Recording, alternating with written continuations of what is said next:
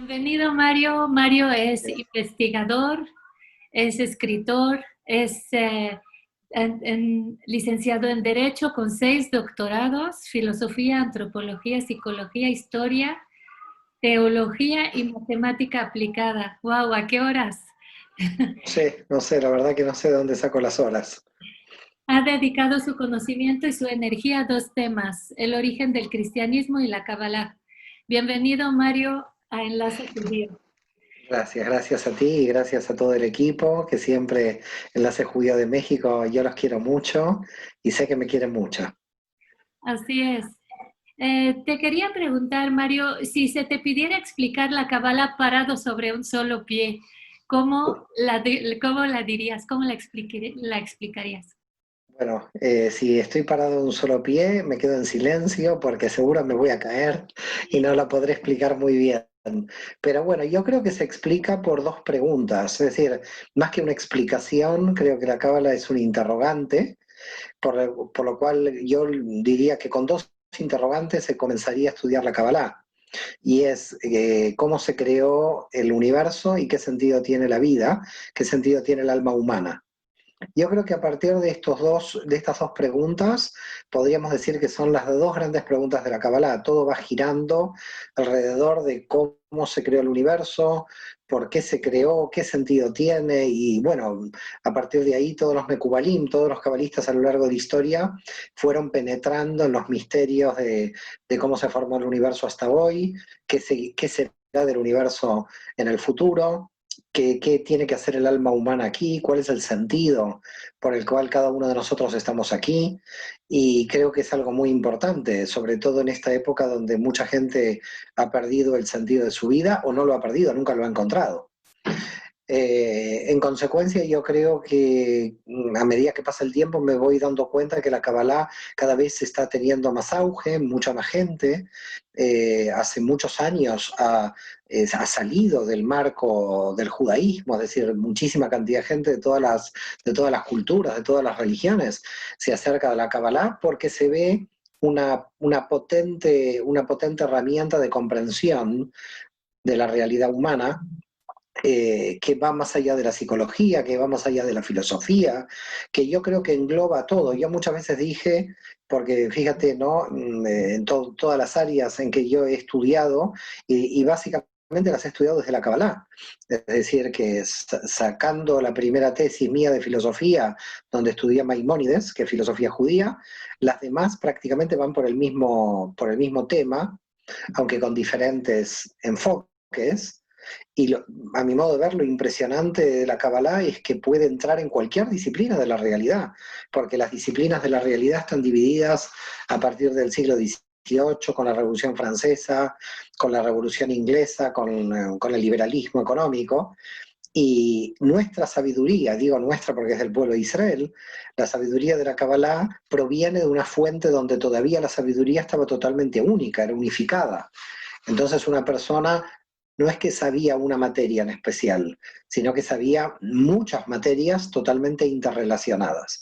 Así que yo creo que la Cábala es una gran comprensión de la realidad, tanto la realidad humana como toda la realidad, una comprensión cosmogónica, de una comprensión del cosmos.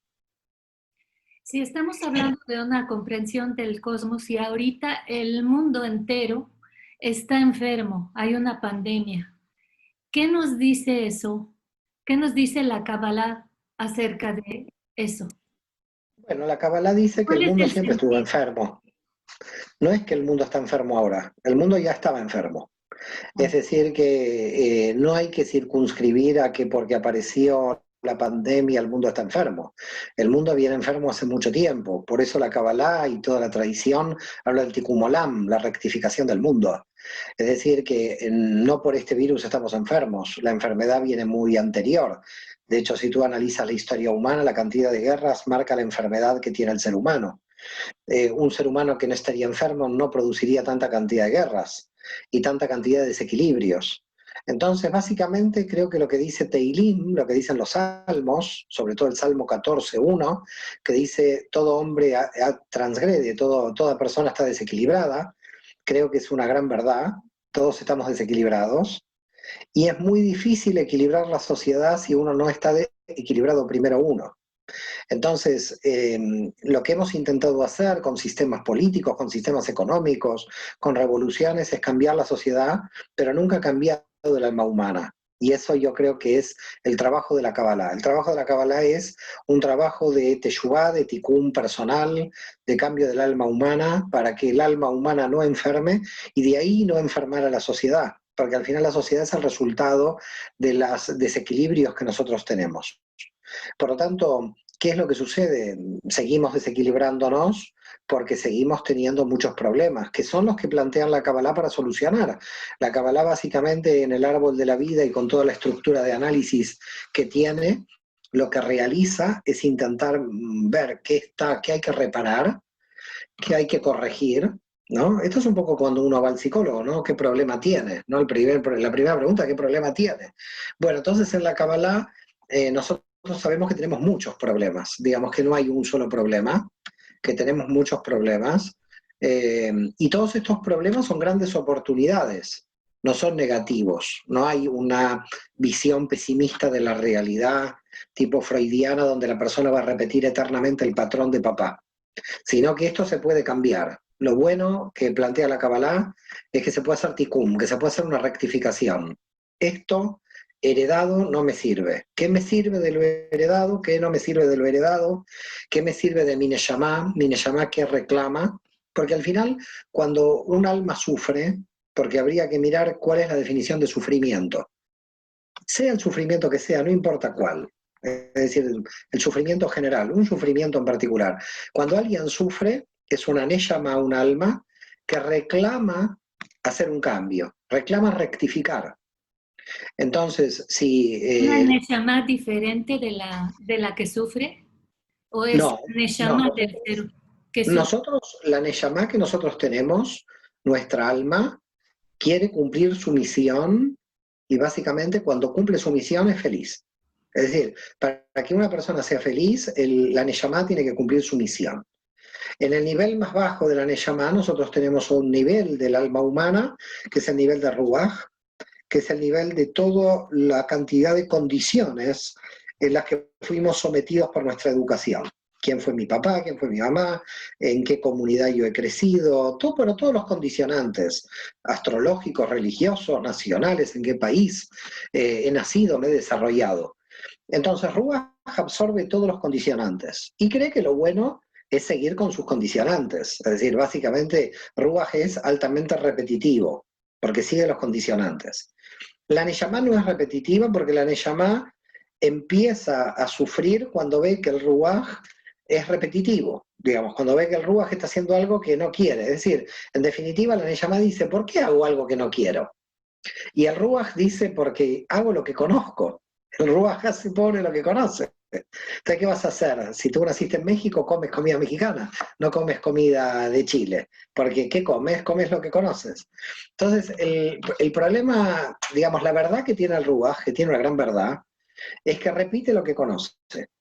Y en ese sentido, tiene razón el Ruach. Y la Neyamá viene y dice, pero yo no soy esto. Yo no soy esto que estoy repitiendo. Lo que estoy repitiendo hay partes que sí, partes que no. Hay cosas que no me gustan repetir de mamá, no me gustan repetir de papá, no me gusta repetir de la comunidad en que vivo, no me gusta repetir del país. Por eso mucha gente cuando viaja al exterior se siente libre, o cuando vive en el exterior se siente muy libre, porque sale de la asfixia del Ruach, de la asfixia de la sociedad en la que vive. Por más bondadosa que sea la sociedad en que vives, no estamos haciendo ninguna crítica, estamos diciendo qué sufre la Neyamá. Y la Neyamá lo que sufre es no ser como es, no ser como es, porque la Neyamá básicamente es libre, quiere ser ella. Pobre Neyamá, vino a cumplir su tikkun. Entonces, claro, el Ruach se lo impide. El Ruach le dice, mira, todo bien el tikkun, pero tú deja de hacer tikkun, porque lo más importante es la seguridad de lo que tienes, la seguridad de lo que eres. El Ruach también es muy inteligente, porque el Ruach le dice a la Neyamá, tranquila, es mejor que sufras en tu interior, pero que no sufras en el exterior. Ruach es muy del exterior. Entonces, tenemos en general, hasta los 40 años, una guerra interior, dice la Kabbalah. Una guerra interior entre lo que nosotros queremos ser realmente desde la Neyamá y lo que nosotros intentamos ser por adaptación al medio, ¿no? A la sociedad, a la comunidad. Pero a los 40 años viene la gran crisis, que es la letra Mem, en hebreo del árbol de la vida, la letra que significa 40, y es la letra del Maim, del agua, de ahí también que viene la palabra Maim de la Mem, ¿no?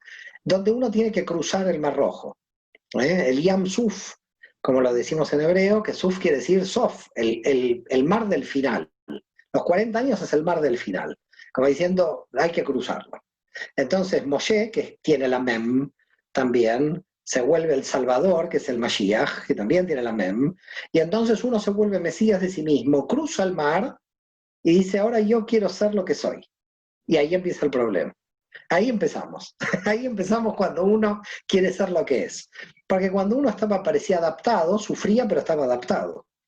Entonces la Neyamá tiene que empezar a conciliar y a decir, a ver, qué cosas puedo cambiar, qué cosas no puedo cambiar, pero hay un sufrimiento, hay una época de mucho sufrimiento. Lo bueno de esto, desde el punto de vista de la Kabbalah, es que ese sufrimiento en algún momento llegue al final. Es decir, no se puede una persona mantener en un sufrimiento permanente, porque si se mantiene en un sufrimiento permanente, lo que puede estar pasando es que ha construido su identidad en el plan víctima. Y eso también es peligroso. Es decir, alguien puede tomar el sufrimiento como su identidad, lo cual se vuelve peligroso porque entonces ya no terminas con tu sufrimiento porque lo has vuelto tu identidad. Esto también puede pasar. Bueno, todos estos son los temas que se estudian en la Kabbalah. Sí, pero si se basa en el Tikkun Olam, entonces la pandemia aquí nos está moviendo a algún tema, ¿no? Bueno, mira, en realidad, por supuesto, todo tiene que ver con el Tikkun Olam, todo tiene que ver con modelos de acción divina entre Geburá y Gedulá, entre misericordia, entre Gesed y Geburá. Cuando hay una pandemia claramente gebúrica, como lo que fue el Mabul, el diluvio, o como fue la destrucción de Sodoma y Gomorra, que son básicamente momentos de Geburá, y la pandemia con las muertes que causa es un momento de Geburá. Ahora, cuando tenemos un momento de Geburá así como la pandemia, la reflexión, ¿cuál es? ¿Qué no hicimos bien cuando teníamos Gesed? Esto es para que la gente lo entienda. Geburá es como que te falta el dinero y Gesed es como que alguien te está dando mucho dinero. Entonces, un poco las 7 vacas gordas, las 7 vacas flacas. Imagínate que tú estás en periodo de Gesed, entonces te vas a dormir, no trabajas, total te llega el dinero, hay periodo de Gesed. Y después piensas, uy, tenía que haber ahorrado, porque llegó un momento que no entró más dinero, el periodo de Geburá. Entonces, en la historia cósmica y con el ser humano también, el problema que tiene el ser humano es que no aprovechamos los momentos de Gesed, los momentos en que estamos bien, para estar preparados para los momentos de Geburá. Es decir, nosotros tenemos, lamentablemente, dilapidamos energía, no sabemos ahorrar energía. Ese es uno de los grandes problemas que plantea la Kabbalah con el árbol de la vida, porque el árbol de la vida es un sistema donde en las Sefirot lo que hace el alma humana es saber cómo ahorrar energía para realmente situarla. Es decir, lo que uno tiene que hacer es situar bien su energía, y cuando uno sitúa bien su energía, vive bien. Porque cuando uno vive mal o cuando comete actos malvados, es porque está situando mal la energía. No es otra cosa que situar bien o mal la energía. Por eso es curioso que desde el punto de vista de la Kabbalah el bien y el mal no es moral, tiene que ver con la energía, tiene que ver con la energía donde la estás poniendo. Y cuando la estás poniendo mal, indudablemente la vas perdiendo, y no solo la vas perdiendo, te va haciendo mal a ti. En la humanidad tenemos hoy la pandemia, que es claramente gebúrica, claramente viene rápidamente. Los estados no estaban absolutamente preparados, por supuesto, ni las seguridades sociales, ni la medicina, ni había vacuna. Y eso lo que implica es que cuando estamos bien en la humanidad, cuando hay Gesed, cuando la gente puede estar viviendo bien, que vivir bien era salir a la calle y mirar el sol, que también la gente perdió, que quería decir vivir bien, ¿no? Entonces viene la Gemurá y nos resitúa en los valores. Nos dice, mira, ¿sabes qué? Ahora vas a valorar poder ver el sol a la mañana. Porque como estás en pandemia, ahora no puedes ni ver el sol, a no ser que estés en una casa y lo puedas ver, pero no a todos les tocó la pandemia en el mismo sitio. Hay algunos que les tocó la pandemia en sitios de 10 metros de 5 por 5.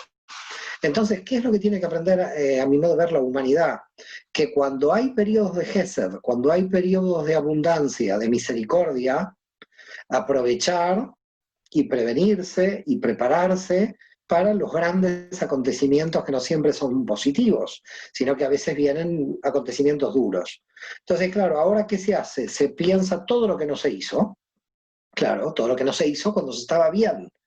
Entonces, hay un texto del Eclesiástico, es un texto que no está dentro de la Biblia hebrea porque quedó en griego dentro del, digamos, se volvió extracanónico dentro del mundo judío, no es el Eclesiastés, no es Coelet, es el Eclesiástico, donde decía, bueno, el sabio cuando están las cosas bien se prepara.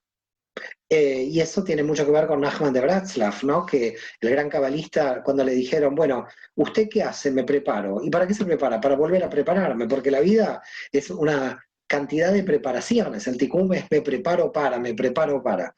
Entonces, ¿qué es lo que está pasando ahora? Bueno, claramente el mundo no se ha preparado. Tuvimos otra vez siempre perdiendo el tiempo en guerras políticas, en tonterías, en juntar armas, en divertirnos con el mal, y todo al final se paga. Digamos, lo que tiene el cosmos, lo que tiene el cosmos, lo que tiene el universo de positivo, es que todos la pagan. Es decir, Pero es no un hay nadie que se castigo, salve. Mario, es un castigo, es No, un no es un castigo de Dios. no, no, no, no, no O se puede simplemente verlo como castigo. se está Claro, equilibrando el cosmos. siempre se equilibra, siempre es un resequilibrio. Nunca hay que pensar que esto es un castigo. Hay que entender que es un reequilibrio permanente. Y en el reequilibrio permanente, cuando nos duele, parece que hemos sido castigados. Pero en realidad no hay un castigo real, hay un aprendizaje. En realidad, desde el punto de vista de la Kabbalah, no hay un éxito o un fracaso. Porque imagínate si tú te pones en una postura éxito o fracaso. Cuando eres exitoso no aprendes nada, porque si tuviste éxito, ¿qué vas a aprender? Y si tuviste un fracaso, estás tan metido en quién es el culpable del fracaso que tampoco aprendes nada. Entonces, si uno entra en la variable éxito-fracaso, en realidad nunca aprende nada. Creo que habría que desterrar la palabra éxito, desterrar la palabra fracaso. Nunca se fracasa ni nunca se tiene éxito. Porque si alguien dice tengo éxito, lo llevo al cementerio. A ver, ahí están los exitosos. En el cementerio están todos los exitosos, antiguos, anteriores, están ahí. Por eso dice la Kabbalah que la verdadera humildad es pasear por el cementerio.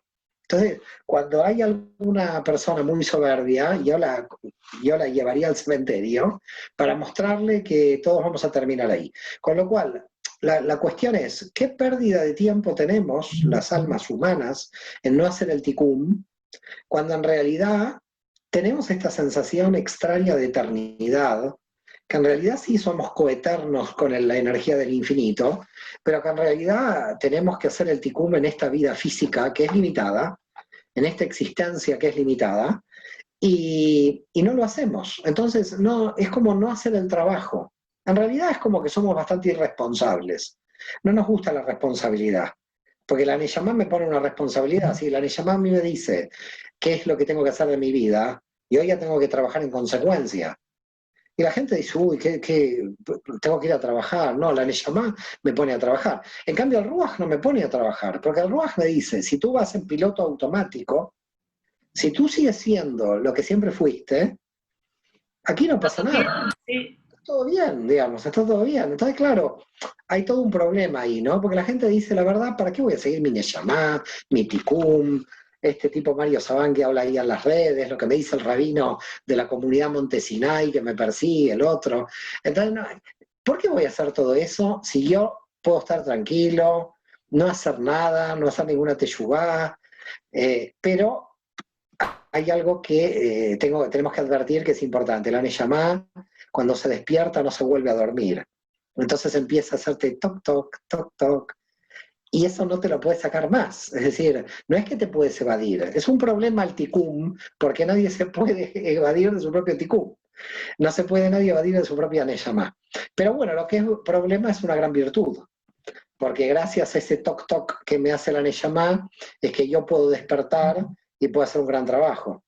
Pero entonces sí pueden hacer algo los seres humanos para corregir eso, o para aliviar o para superar Por la pandemia. supuesto, Por supuesto, los seres humanos podemos hacer de todo. Lo que pasa es que no lo hacemos, o lo hacemos mal, o no sabemos a veces cómo hacerlo, no tenemos mapas, ¿eh? ¿Qué A debemos veces hacer? tenemos que, yo iba a decir tenemos que estudiar, pero estudiar la gente va a entender como es ir a un libro y ponerse a leer. En realidad es mucho más que adquirir conocimiento o adquirir sabiduría, es meditar sobre la existencia. Yo creo que lo que nos falta es una meditación sobre el existir, una meditación sobre la existencia. Y a eso yo lo llamaría estudiar. Porque si tú dices estudiar, la gente va a creer que hay que estar leyendo todo el tiempo para debatir con otra persona. Y eso no es, eso no llega. Al final, a veces las discusiones son problemas de egos. Donde cada uno quiere ganar el debate. Entonces, metidos ahí, tampoco va muy bien la cosa.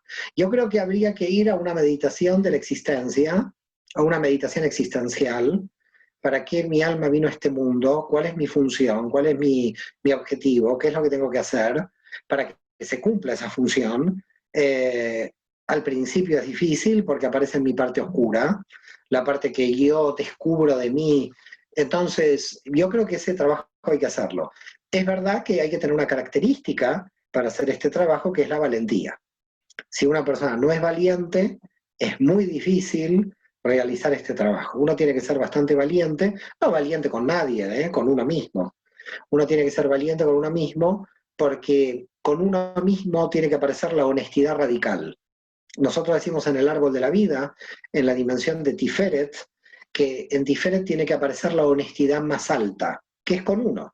Porque al final la gente está bien, es verdad que uno tiene que ser honesto con los demás, pero en realidad, dice la Cábala, la honestidad al principio tiene que empezar con qué quiere la Neyama de uno, para la vida de uno, y a partir de ahí empezar a trabajar. Y creo que eso no lo hacemos los seres humanos. Nos es muy difícil, nos estamos como evadiendo permanentemente del trabajo que tendríamos que realizar. Así es. Y aquí, bueno, estamos en México que ayer hubo un temblor, entonces pandemia, temblor, se espera una crisis económica, quizás una crisis social, y se escucha mucho el fin del mundo. ¿Qué es lo que dice, qué nos dice la Cábala de eso? ¿El fin? Mira, yo, ¿Viene el fin del mundo? mira, yo no creo en ningún fin del mundo, porque sí lo que creo es en el fin del universo, pero según los físicos faltan 200.000 millones de años, así que por ahora hay tiempo. A mí la verdad, fin del mundo, no fin del mundo, tampoco me resulta muy interesante si va a haber alguna fecha en especial sobre el fin del mundo, porque al final si la raza humana desaparece, el universo va a seguir su curso. Creo que cuando nosotros hablamos del fin del mundo, el fin de la humanidad, nos estamos poniendo muy importantes.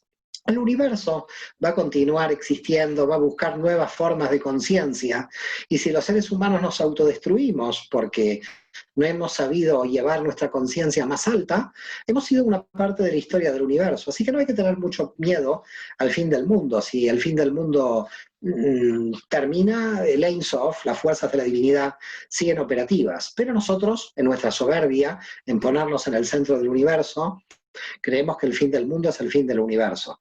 Así que a todas aquellas personas quizás que nos están escuchando, si hay el fin del mundo en algún momento, que nadie se asuste, desaparecerá el ser humano y quizás el universo se equilibre. Quizás nosotros seamos un factor más de desequilibrio que de equilibrio.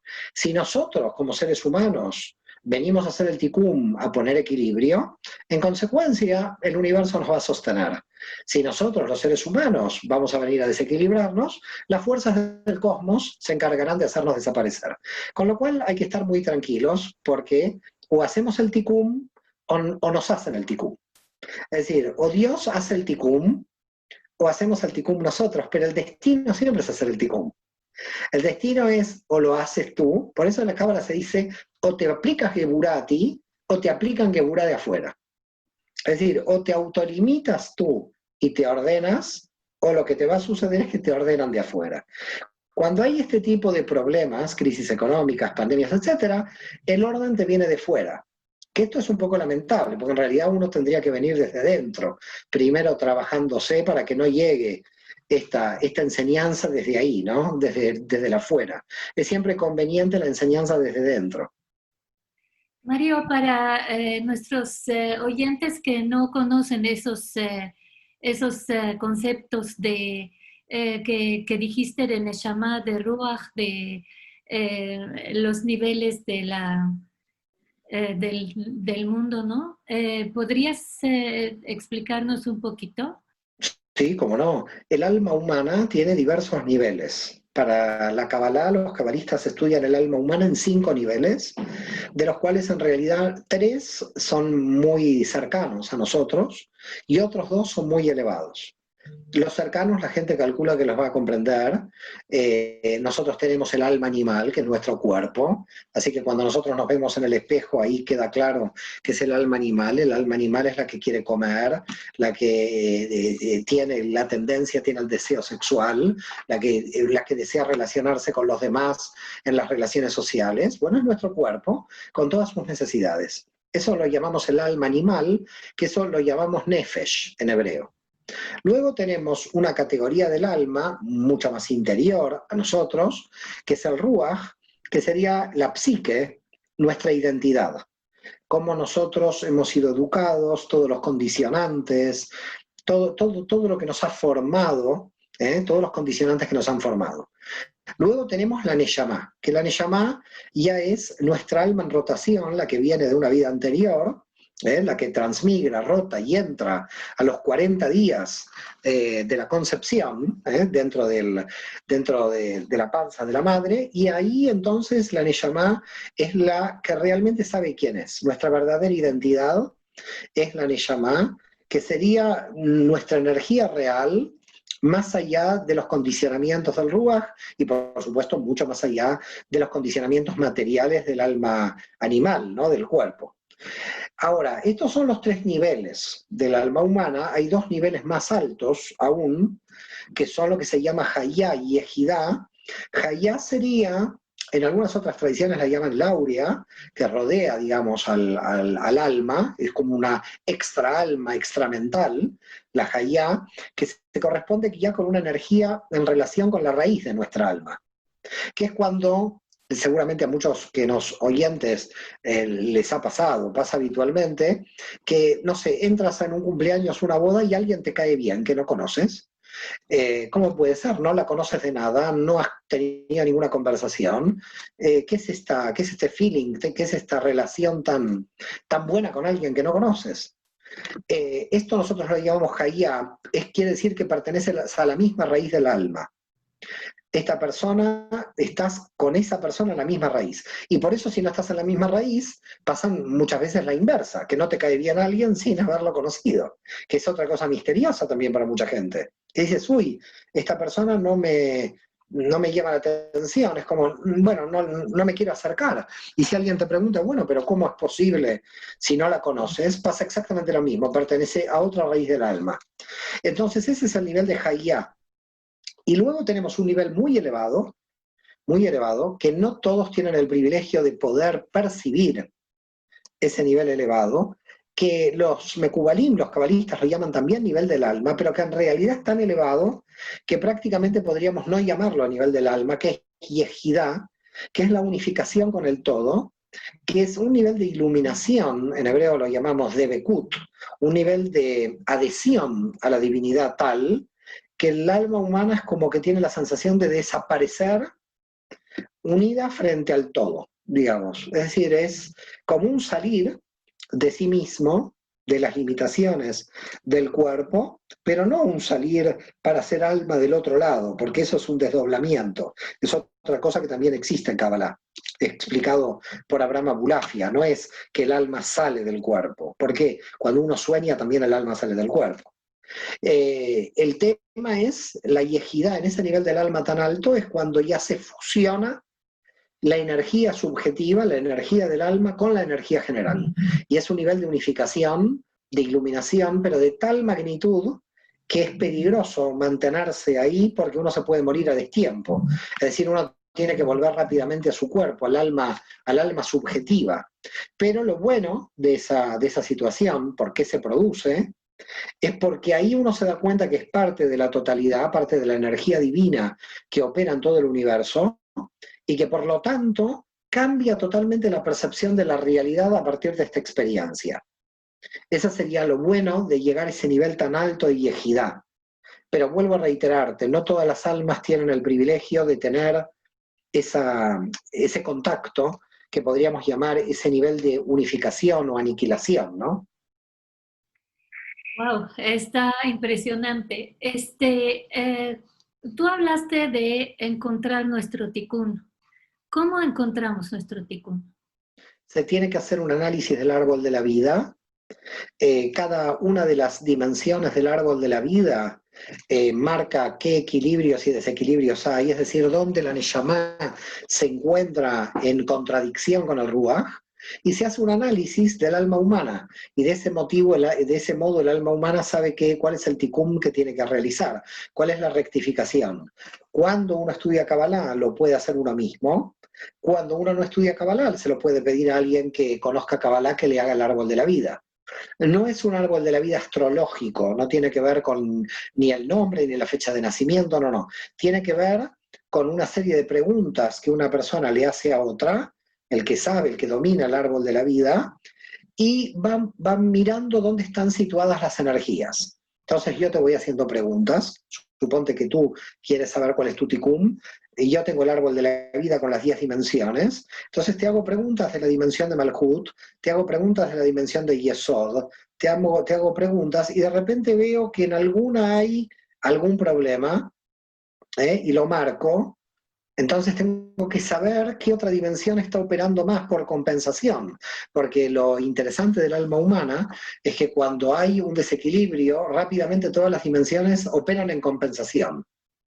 Entonces empiezan a trabajar más las otras 9, para que ésta de alguna manera pueda tener tiempo para rectificar.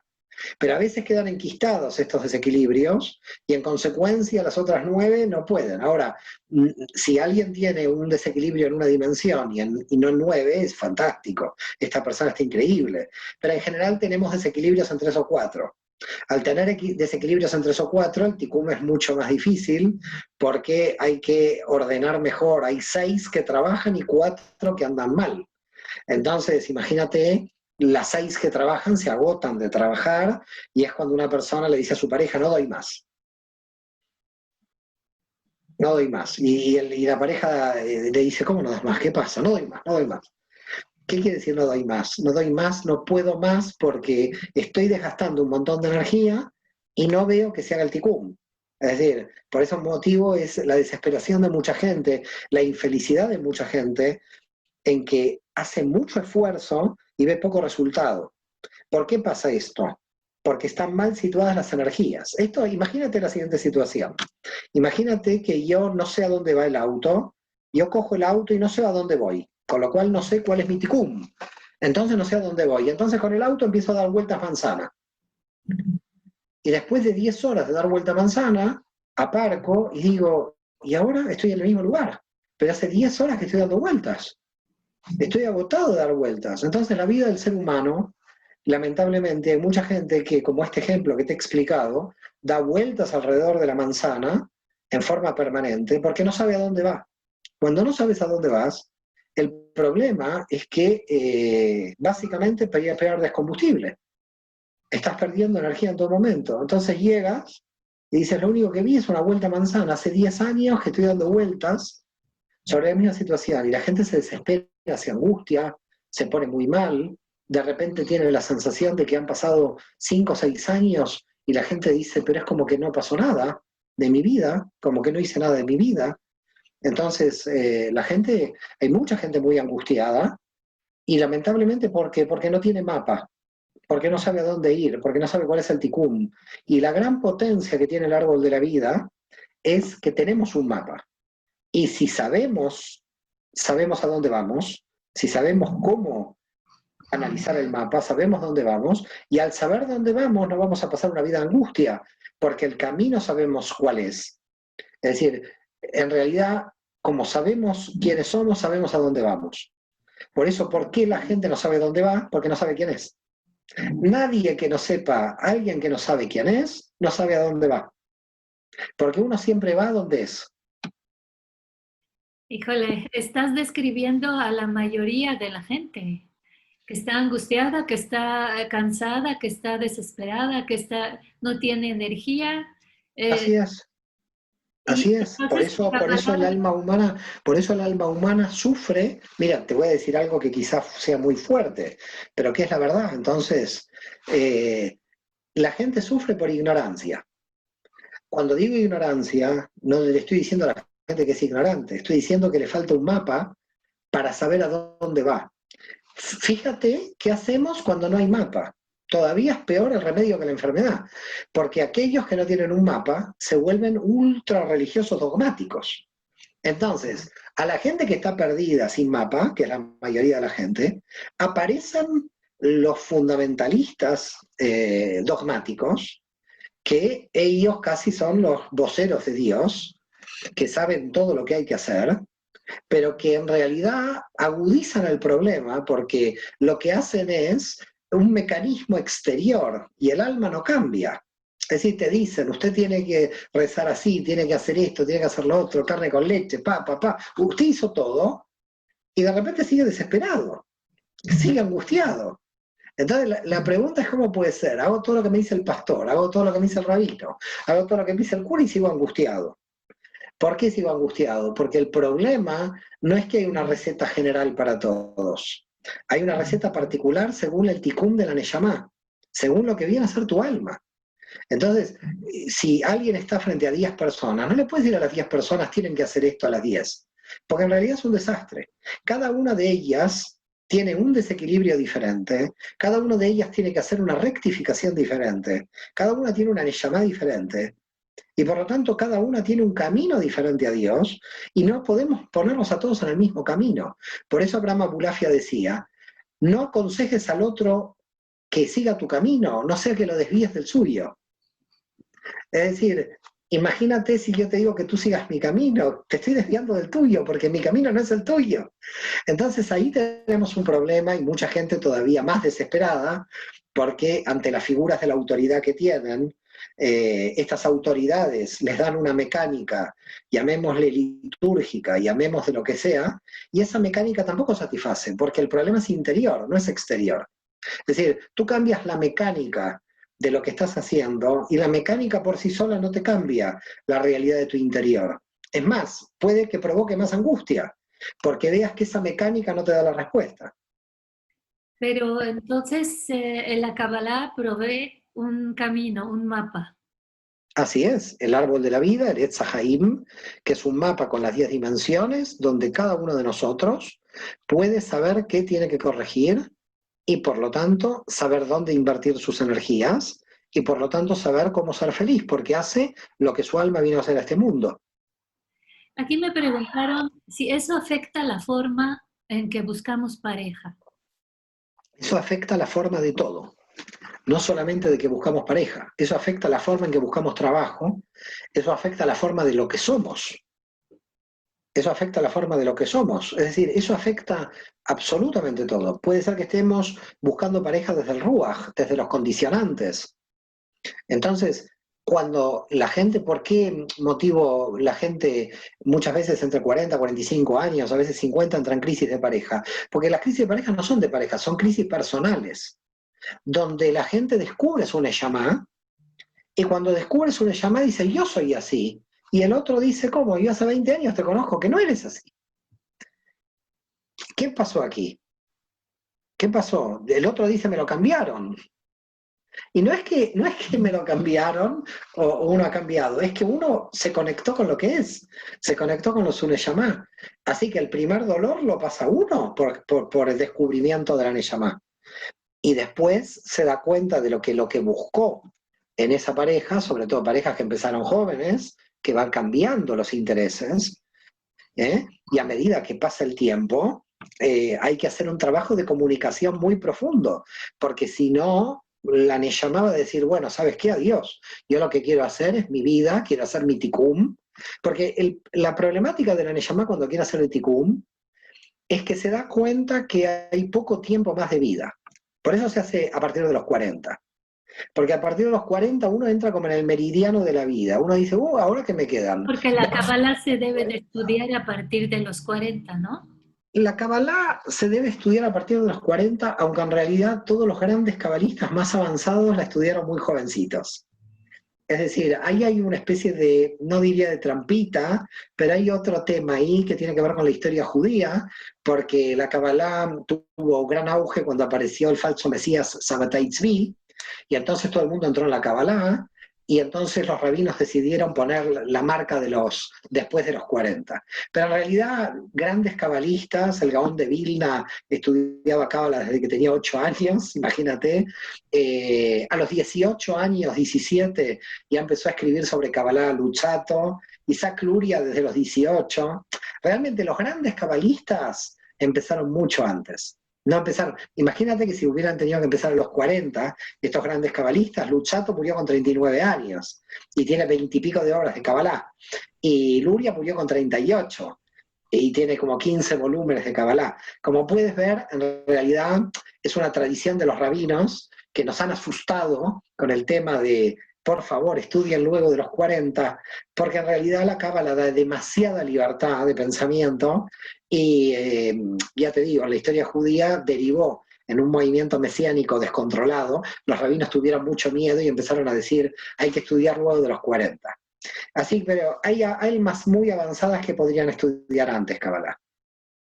Y volviendo a la pandemia, nos preguntan también, ¿quiere decir de que viene el Mashiach, el Mesías? El tema del Mesías es lo siguiente, a ver, Abraham Abulafia dice, el Mesías está en tu interior.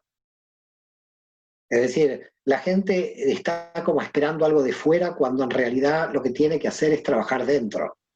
Entonces, yo creo que al Mesías hay que dejarlo tranquilo y en paz. Parece que está muy atrasado, no sería bueno estar dándole vueltas al tema. La gran pregunta que yo le hago a la persona que está preguntando si viene el Mesías o no es ¿qué está haciendo él para que venga?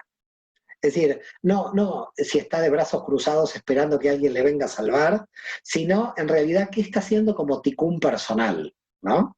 Por eso dice la Kabbalah un texto muy bonito que dicen, si te informaron que el Mesías ha llegado y tú estás plantando un árbol, sigue plantando hasta que termines. No abandones el árbol para ir a saludarlo. Esto quiere decir que cuidado con este tema. La gente no hace su trabajo personal a la espera de una salvación automática del exterior. Así que el tema del Mesías puede ser un tema peligroso tomado desde este punto de vista. Si yo me quedo de brazos cruzados esperando, no espere. No espere porque el tema del Mesías es la revelación de las chispas del Mesías, como decía la Hasidut. Es decir, nosotros somos chispas del Mesías. ¿Qué estás haciendo tú para que venga el reino mesiánico, más que el Mesías en particular? La gran pregunta es ¿qué estás haciendo tú? Lo que se llama en la ciencia de la Kabbalah la teurgia. ¿Qué acciones estás haciendo tú para que el mundo llegue a la era mesiánica? No esperando de brazos cruzados a ver si llega o no, porque entonces quiere decir que no estás haciendo tu función. Así que hay que tener mucho cuidado con el tema del Mesías, porque hay gente que toma este tema para quedar inactiva y quedar de brazos cruzados. No. ¿Quieres que venga el Mesías antes? Dice la Kabbalah, tú puedes acelerar la redención si tú haces tu trabajo personal de tikkun. Y ahora, ¿qué nos dice la Kabbalah de la muerte? No existe la muerte. ¿Qué muerte? No existe la muerte. No, la muerte no existe. La Neshama rota, aprende y sigue existiendo. La Neshama sigue existiendo con el universo. Probablemente cuando el universo desaparezca, no sé si esa información volverá al infinito o no, pero la Neshama perdura, dice Cordovero que hay un tiempo fuera del tiempo. Luego de que la persona deja este mundo físico, sigue existiendo, dice Cordovero, como sujeto del otro lado. Es decir, el alma sigue existiendo del otro lado. Por lo tanto, la idea de muerte es más. La idea de muerte es la misma idea que el nacimiento. Porque el nacimiento, la gente, todos festejan en el nacimiento, no se entiende bien que festejamos. La persona tiene que volver a ir al colegio, volver a aprender, va a tener pareja, la suegra, todo, va a tener que aprender a trabajar. Y la gente se pone triste cuando alguien muere, tendría que estar contenta cuando alguien muere, que se liberó del mundo físico, y estar terrible cuando alguien nace diciendo, uy, mira todo lo que le espera a este sujeto, Dios mío. Entonces, pero tenemos el mundo un poco al revés. El alma cuando entra a este mundo se agarra a la cabeza. Dice otra vez tener que volver a trabajar, volver a tener madre, volver a hacer todo este trabajo de ticún.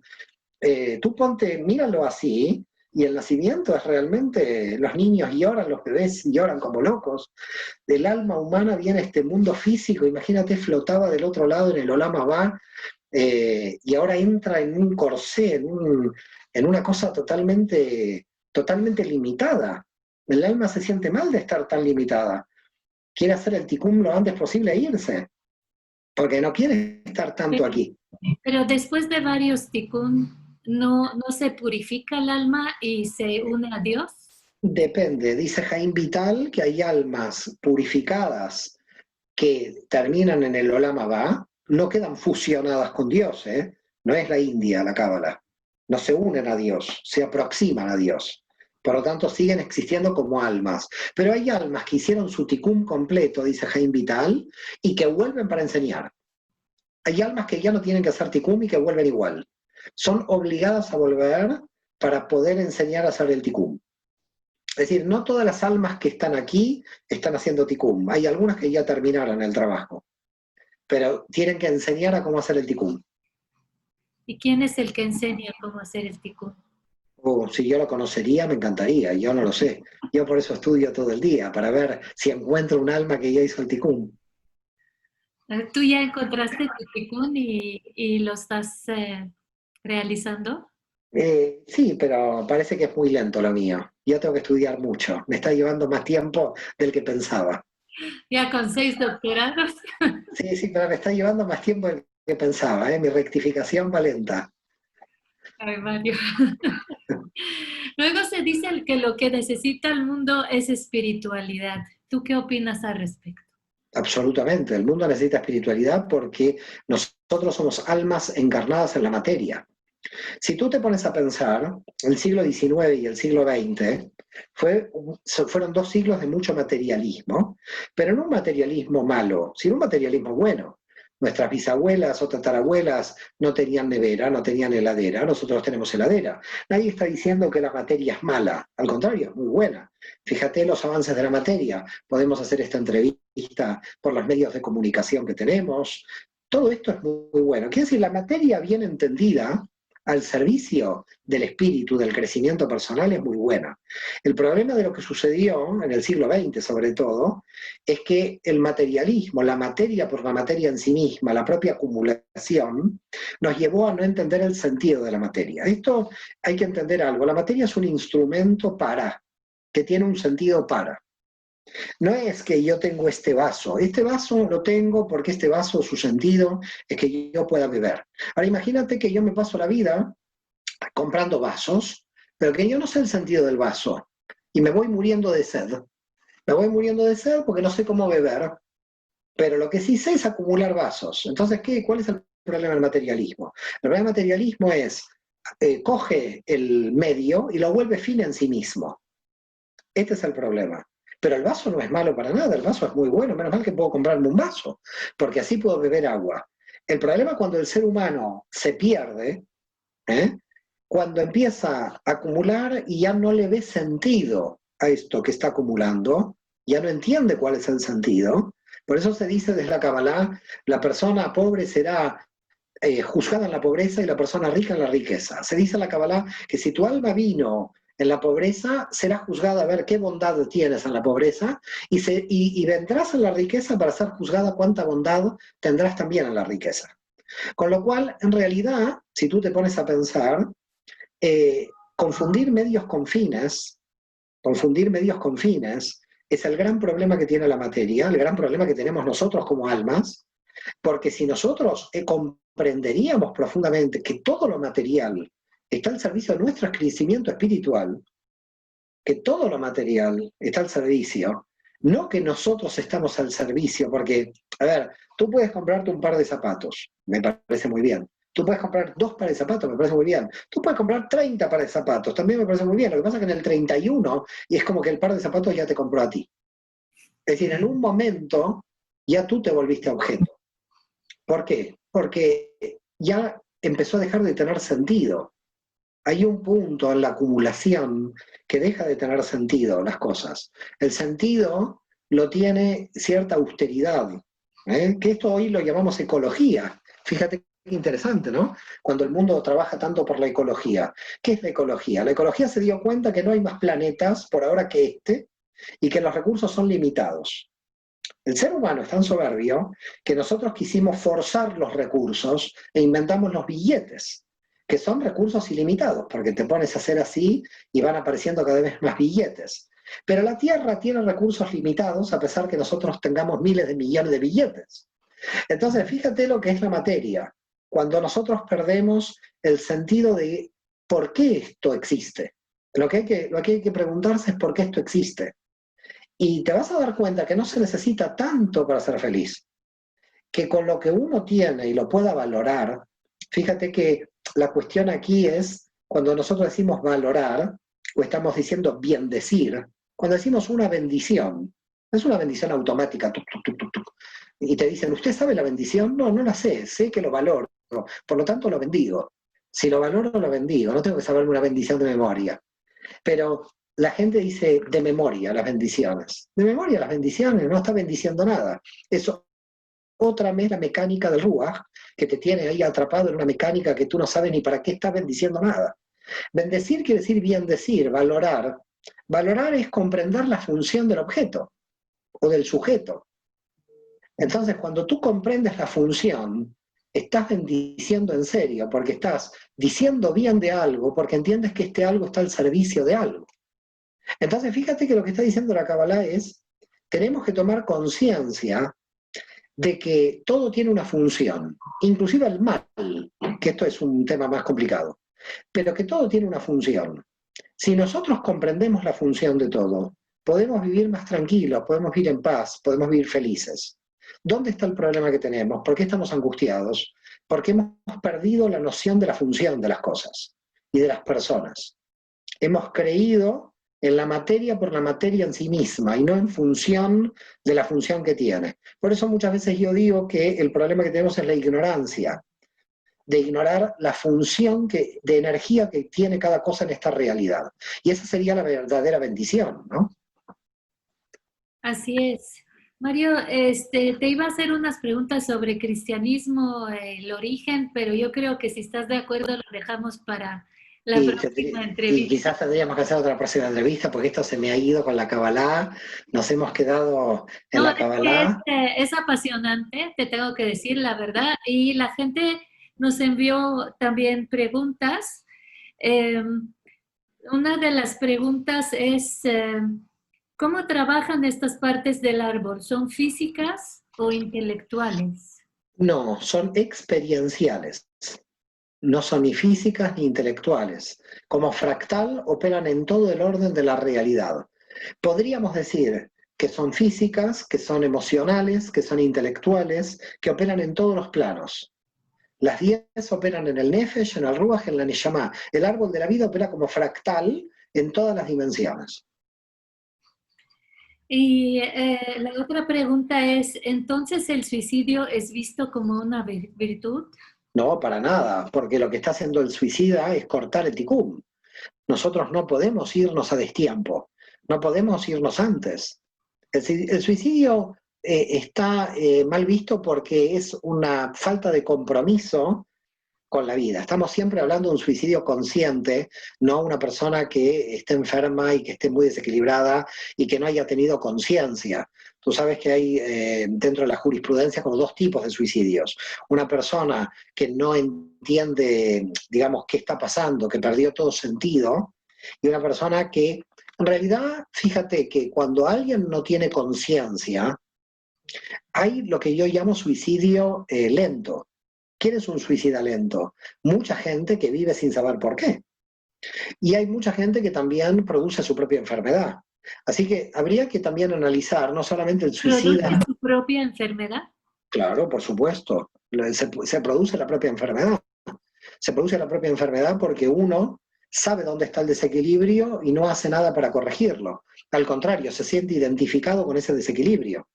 El problema que puede tener un desequilibrio es cuando una persona se siente identificada con ese desequilibrio, porque ese desequilibrio le da la identidad. Así como analizamos en su momento el tema del víctima, del victimista, que puede tomar esa identidad victimista, cualquiera de las transgresiones o de los desequilibrios en las 10 dimensiones del árbol de la vida pueden permitir una identidad. A veces pueden ser suicidios por venganza, para dejar muy mal al otro. Es decir, no solamente un suicidio por uno, sino porque odia tanto esta persona a otra que el suicidio le podría causar un dolor muy grande. El problema, digamos, condenar el suicidio es un absurdo, porque el suicida no se lo puede condenar, se suicidó y se fue de este plano. Pero lo que sí sabemos es que hay un gran sufrimiento de las almas de aquellos que se suicidan, porque saben que tienen que volver y tienen que hacer el tikkun, y que se perdieron la oportunidad de tener más tiempo para hacer el tikkun. Es decir, en definitiva, fíjate que a veces suceden cosas muy extrañas con el ser humano.